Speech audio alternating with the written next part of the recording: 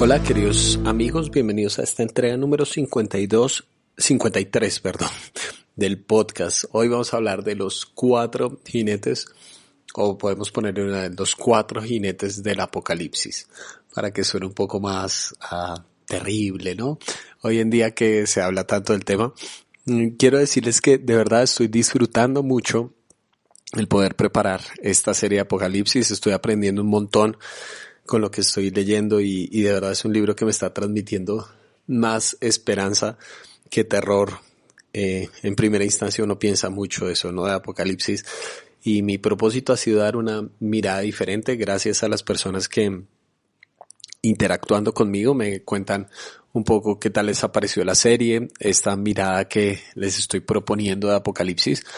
Y seguimos ahondando en varios de estos símbolos e imágenes tan poderosas que tiene este libro tan espectacular. Entonces, llegamos al capítulo 6 y leemos de estos 4 jinetes del Apocalipsis. Dice así: vi cuando el Cordero rompió el primero de los 7 sellos. Y oí a uno de los 4 seres vivientes que gritaba con voz de trueno: ven. Y miré y apareció un caballo blanco. El jinete llevaba un arco. Se le dio una corona y salió como vencedor para seguir venciendo. Cuando el Cordero rompió el segundo sello y al segundo ser viviente que gritaba: ven. En eso salió otro caballo de color rojo encendido. Al jinete se le entregó una gran espada. Se le permitió quitar la paz de la tierra y hacer que sus habitantes se mataran unos a otros. Cuando el Cordero rompió el tercer sello, oí al tercero de los seres vivientes que gritaba: ven. Miré y apareció un caballo negro. El jinete tenía una balanza en la mano y oí como una voz en medio de los 4 seres vivientes que decía: 1 kilo de trigo o 3 kilos de cebada por el salario de un día, pero no afectes el precio del aceite y el vino. Cuando el Cordero rompió el cuarto sello, oí la voz de el cuarto ser viviente que gritaba: ven. Miré y apareció un caballo amarillento. El jinete se llama Muerte y el infierno, o Hades más exactamente, lo seguía de cerca. Y se le otorgó poder sobre la 4ª parte de la tierra para matar por medio de la espada, el hambre, las epidemias y las fieras de la tierra. Cuando el Cordero rompió el 5º sello, vi debajo del altar las almas de los que habían sufrido el martirio por causa de la palabra de Dios y por mantenerse fieles en su testimonio. Gritaban a gran voz: ¿hasta cuándo, soberano Señor, santo y veraz, seguirás sin juzgar a los habitantes de la tierra y sin vengar nuestra muerte? Entonces cada uno de ellos recibió ropas blancas y se les dijo que esperaran un poco más, hasta que se completara el número de sus consiervos y hermanos que iban a sufrir el martirio como ellos. Bueno, muy importante recordar que esto se está escribiendo bajo el imperio de Domiciano. Entonces, recuerda que hablamos la vez pasada que estos sellos, ¿no? Que Juan tiene esta visión espectacular de cómo son las cosas y hay un rollo que tiene sellos, y esa es la representación en las imágenes de Domiciano. Esa era la representación de que él era el dueño de la historia. Y los sellos para los romanos eran muy importantes. Si alguien rompía uno de los sellos de Roma es porque esa persona estaba o en autoridad, como era un romano, o se estaba sublevando contra la autoridad. Por ejemplo, cuando la tumba de Jesús la sellaron los romanos, eso quería decir que si alguien se atrevía a romper el sello romano, esa persona era un reo de muerte. Por eso los discípulos se ocultaron y estaban asustados, porque resulta que la tumba está vacía, lo que significa que los sellos están rotos. ¿A quiénes iban a ser los primeros que van a perseguir? Pues a ellos, que eran los seguidores de Jesús. Entonces el sello era muy importante porque es una muestra de autoridad. Entonces quien rompe los sellos es alguien con autoridad. Y ya sabemos que en la visión de Juan el que tiene la autoridad es el Cordero. Entonces cuando se van abriendo estos sellos son una muestra de autoridad, de alguien que gobierna en la historia. Pero también te hablé brevemente la semana pasada de los juegos de Domiciano. Dentro de los juegos de Domiciano, recuerdan que eran representaciones muy teatrales, incluso Si algún día has seguido la película de Gladiador, te vas a dar cuenta que en esa película era una representación casi teatral cuando se llevaba a los gladiadores, ¿no es cierto? Que tenían máscaras e imágenes y pasaban los animales salvajes, casi como si fuera una obra de teatro en vivo y en directo mientras asesinaban gente. Entonces, las representaciones simbólicas y la imagen era muy importante para los romanos en este juego de exaltación del emperador. Y dentro de los juegos, había un momento donde pasaban 4 caballos con 4 jinetes y cada caballo era distinto color, ¿verdad? Uno blanco, otro rojizo. Ese rojizo normalmente, dicen algunos estudiosos, eran caballos traídos de Egipto, un color un poco más café claro, de pronto pensaríamos nosotros, otro más amarillento o dorado y otro negro. Y dentro de esos juegos, después de que se mataban a las personas, los gladiadores y demás, pasaba barriendo las cosas, o bueno, los desechos humanos. Pasaba barriendo los desechos humanos. Alguien que tenía una máscara y en su frente llevaba el nombre Hades, que en la mitología griega y en el imaginario colectivo era el lugar de los muertos, y Hades era el dios de la muerte.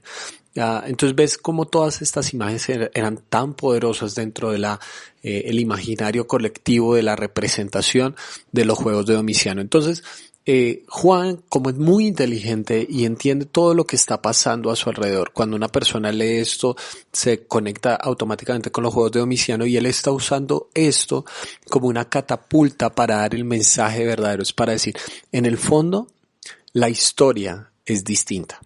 ¿Está bien? Hay una subversión de la historia, hay una historia por debajo de la historia. Y hemos hablado de cómo la revelación de Apocalipsis, que eso significa Apocalipsis, revelación, fundamentalmente significa contarnos la verdadera historia que está detrás de la historia. Porque la pregunta que tenemos es, ¿quién está en el trono? ¿Es Domiciano? O sea, este es el tipo que maneja todas las cosas, que con su tributo a su propio ego es el que está en poder de todas las cosas, ¿o hay algo más? Hay algo más. Entonces Juan muy inteligentemente utiliza otra vez estas imágenes de los 4 jinetes que eran muy comunes en los juegos de Domiciano para referirse a algo más detrás de la historia. Entonces nos habla de un primer jinete que es distinto a los demás porque usa arco a diferencia de espada, y es bastante enigmático porque dice salió ganador y después nada más. Los otros 3 generan destrucción, pero este primero es muy enigmático. Entonces hablemos primero de los otros 3 y después finalizamos con el primero de los jinetes. El segundo caballo es alguien que trae violencia. Es un caballo rojizo, encendido. Como dije, está muy ligado con el tráfico de animales en esa época, y normalmente se traían probablemente desde Egipto. Entonces es muy diciente que se hable de este como si es el prototipo de la violencia en el Antiguo Testamento, donde fueron liberados los israelitas. Pero algo que hace este caballo y su jinete es que se le permitió quitar la paz de la tierra y hacer que sus habitantes se mataran unos a otros. Entonces, este primer caballo es la representación de la violencia. Y el concepto de paz es muy importante en el momento histórico en el que se escribe Apocalipsis, porque la paz romana era una de las banderas que estaban diciendo los césares en todo lado. Es decir, ellos estaban expandiendo la paz romana. Pero ¿cómo expandían la paz romana?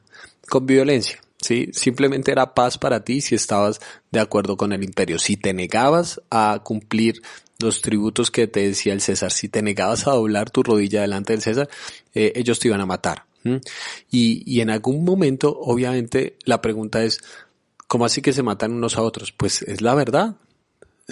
Simplemente cuando llegaba la Pax Romana y el ejército romano a atacar una aldea, las personas trataban de defenderse y quizás a lo sumo podían matar a alguno de los soldados romanos y resistir los mejores escuadrones podrían resistir quizás algunos días, pero esta plaga se iba expandiendo por todo el mundo, ¿no? Simplemente terminaban matándose seres humanos, muriendo seres humanos, en nombre de mantener una idea como la paz romana. Es muy interesante que estas personas pensaban que estaban expandiendo la paz, cuando en realidad la estaban quitando.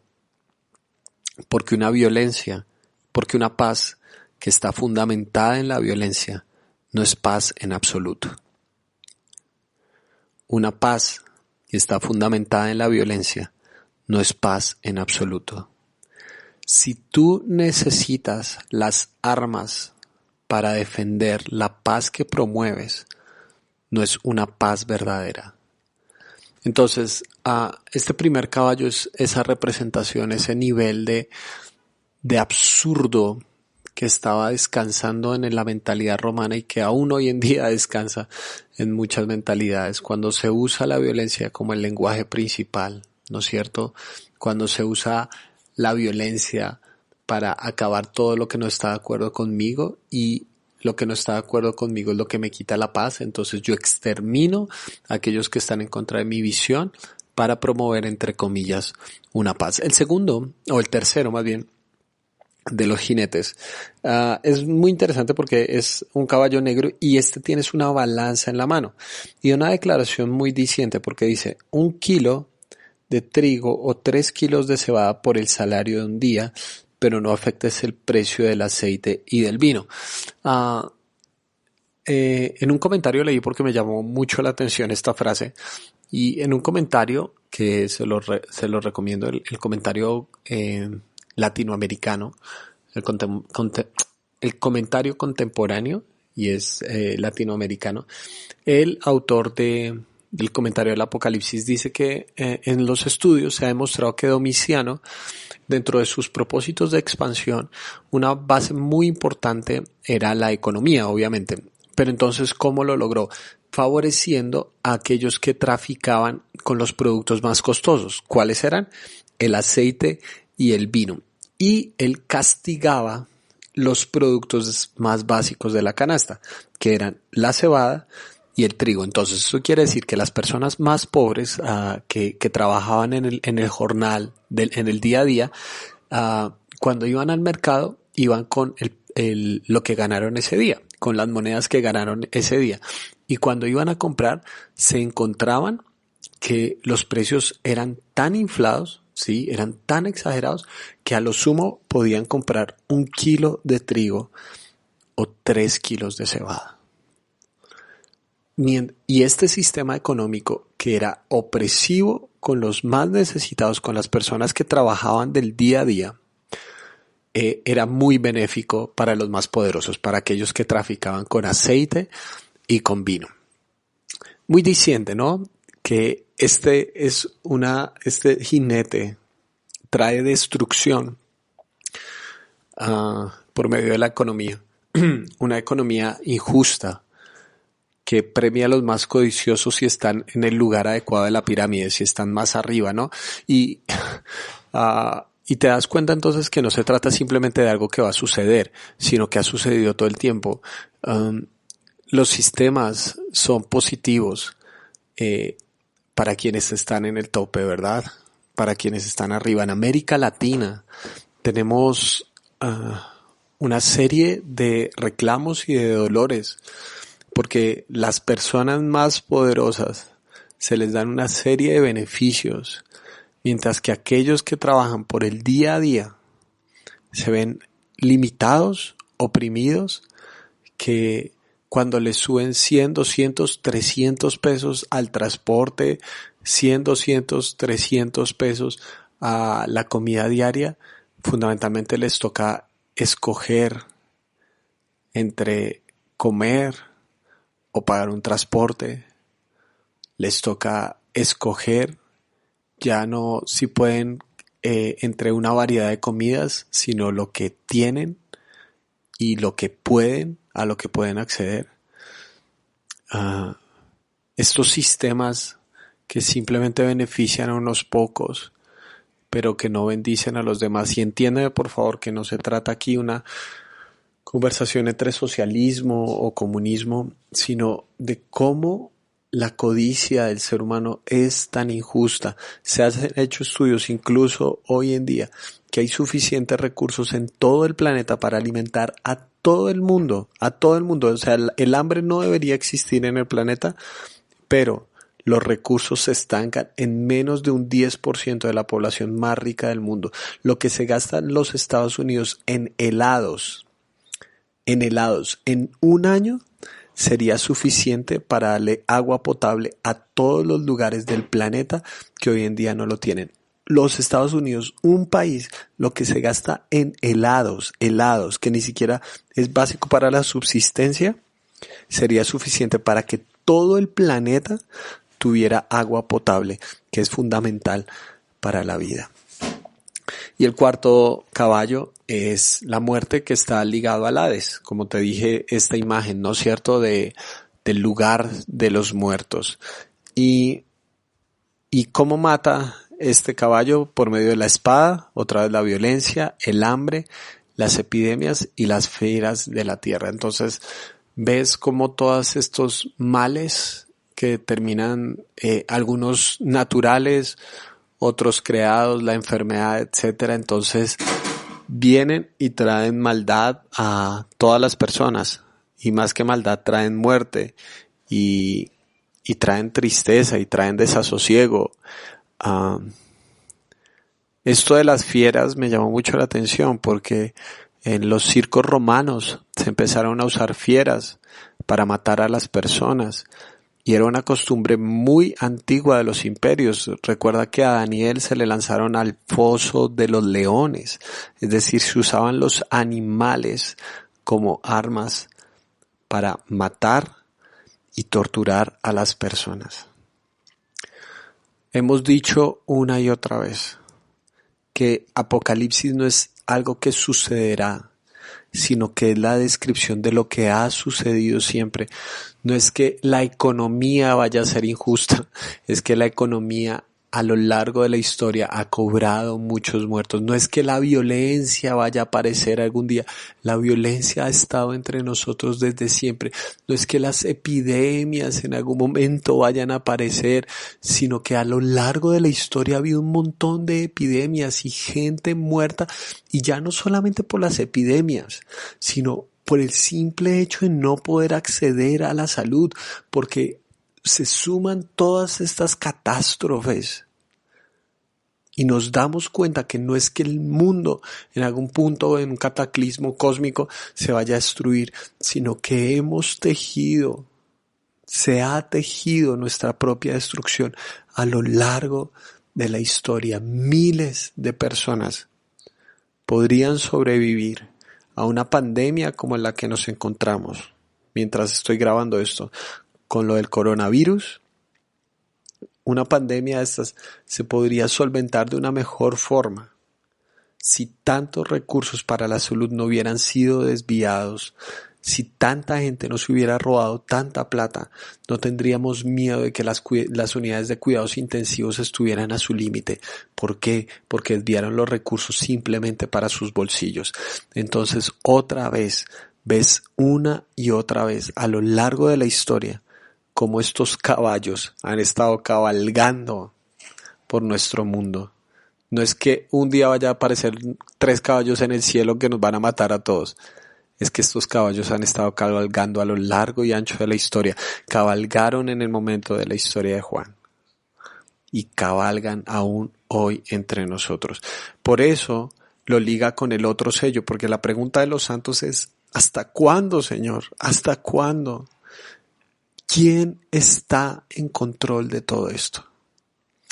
Les dije que algo llamativo es que el primer jinete es muy enigmático y no se nos dice mucho más sobre él hasta que llegamos al capítulo 19 de Apocalipsis, versículos 11 al 16.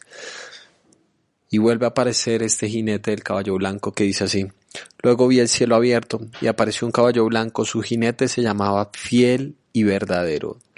Todos los otros jinetes eran mentirosos, te traicionaban y te daban una puñalada por la espalda pero Él es fiel y verdadero, con justicia dicta sentencia y hace la guerra. Sus ojos resplandecen como llamas de fuego y muchas diademas ciñen su cabeza. Lleva escrito un nombre que nadie conoce sino solo Él. Está vestido de un manto teñido en sangre y su nombre es el Verbo de Dios. Lo siguen los ejércitos del cielo montados en caballos blancos y vestidos de lino fino, blanco y limpio. De su boca sale una espada afilada. Qué llamativo, ¿no es cierto? Que la espada no está en su mano sino en su boca, con la que herirá a las naciones. Su palabra es suficiente para acabar con imperios. Los gobernadores los gobernará con puño de hierro, y eso está en el Salmo capítulo 2. Él mismo exprime uvas en el lagar del furor del castigo que viene de Dios Todopoderoso. En su mano y sobre el muslo lleva escrito este nombre: Rey de Reyes y Señor de Señores. ¿Quién está en el caballo blanco? Jesús.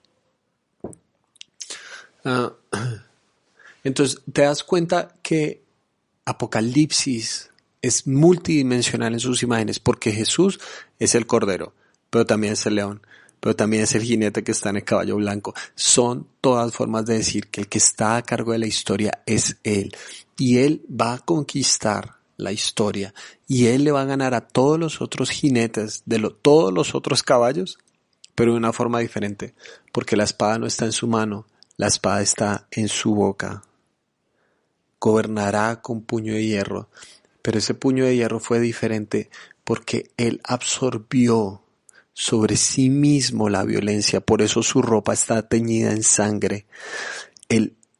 La ira de Dios se descargó sobre Él para otorgarle paz a este mundo, porque Jesús no gobierna para muerte, Él gobierna para dar vida. Su poder es verdadero porque su poder no descansa en la violencia, sino descansa en la restauración de lo que ha hecho la violencia. ¿Quién tiene la última palabra? Esa es la pregunta que se han hecho los cristianos a lo largo de la historia y que se hacían en Apocalipsis. Y dice Juan: tranquilos, el jinete del caballo blanco, Él desde el principio ya venció. Todos los otros andan por la tierra, pero Él siempre, siempre ha estado a cargo de toda la historia. Y así como esa imagen les dio esperanza en ese momento de la historia, nos debe dar esperanza a nosotros. Porque el jinete del caballo blanco tiene marcado en su muslo esta inscripción: Rey de Reyes y Señor de Señores. Sobre todos los reyes de la tierra hay uno solo. Sobre todos los señores de la tierra hay uno solo. Y es aquel que es el Alfa y la Omega, el primero y el último, el Cordero y el León. Es Jesús de Nazaret. Que tu corazón anide esta verdad y te dé esperanza en medio de cualquier historia que hoy estés viviendo. Te mando un gran abrazo.